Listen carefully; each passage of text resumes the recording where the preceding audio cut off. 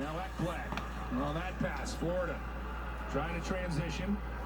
Canes play it across. Slavin for Burns. Hurricanes will change the forwards. Drury will get to this. He'll snap one. That'll go just wide. Now Burns with it. His shot, he'll score!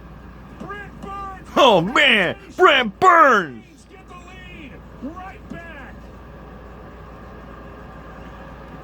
For me, it starts with Jack Drury coming up with a puck in the trenches. He misses the net. But now you're going. And you get puck retrieval, you get a net front, and Burns wires it in a snap with elevation to the glove side, where he beat Lyon for his goal in the first period. It's actually Drury's rebound that leads to Burns jumping. You had the reload from Drury, so if Burns is caught, you're good to go. And a very fine net from Puljujarvi. Burns' goals both have beaten Lyon in the same spot, and you have to go back to Rod Brind'Amour using his timeout at 2-2. The Canes hanging on to the puck. A chance there by Chatfield right on. Martin gets it to Gostisbehere. That shot doesn't get through. Stone gets it.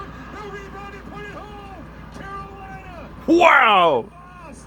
Dude, 2 quick goals, just like that! Carolina to double the lead. It's 4-2 Hurricanes. The bump up shifts after you score a goal or give up a goal. The vast majority of occasions, that is tasked to the veteran line of Stahl, Fost, and Martinook. And they all got it done here. Like Burns on the first of these recent 2 goals, Gostisbehere ready to wire that puck. The net front from first Stahl, effort to get to the rebound, and then not being a spectator on the play, Fost winning a box out on Eric Stahl, and you've reinstated your 2-goal cushion. 21 seconds apart. Burns and Fost in Carolina gets their 2-goal lead right back here, and quieting the FLA Live crowd that had come to life. Now Florida sends this across. Montour through the neutral. I'm still shocked it's still called the FLA Live Arena. We'll roll this. Anderson, Burns. Nate's just trying to take it out of his own. Mark Stahl provided a bit of an anchor there for Florida to keep it in, and Florida gets right back to it. Luostarinen has it chopped away, but it finds Mark Stahl. His pass, too much heat on it for Reinhart. This puck goes into the corner. Bouncing puck, Natchez. Nason will get to it, and he'll just clear. Most important regular season timeout call of Rod Brind'Amour's coaching career. A lot of coaches at 2-2 would have said, let him battle through it together. That timeout was massive. Now Teravainen looking to set up Aho, but this will be bounced out of the Florida zone. Right idea from Teravainen as Aho was diving down the left wing. Now it's Jarvis trying to go 1-on-2. That puck will be knocked away.